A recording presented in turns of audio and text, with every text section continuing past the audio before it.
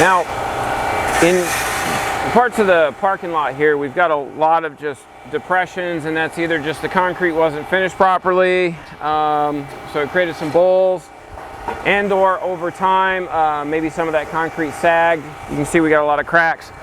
So this one, there's currently a drain in it, and apparently that drain was clogged up, it wasn't working. And so the other areas where we've got some puddling, we want to get that water out, because what happens is, and you'll start to see that, in that bowl, it collects all the sediment, collects all the organic material, collects all the dirt, the leaves, the debris, which was what was clogging up this drain. And as that starts to basically break down, you can run into where you've got things are growing, mold issues, etc. So we want to try to get the water out as quickly as possible. And one of the reasons why we use the drain tile, because we elevate the turf off the ground to create airflow to allow this to dry faster.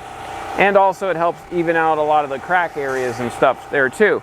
So we're going to go ahead and let this drain do its thing. And then in any of the other areas where we need some extra help, we're going to put in some extra drain holes through the concrete to allow the water to go through the concrete underneath into the subbase and drain out.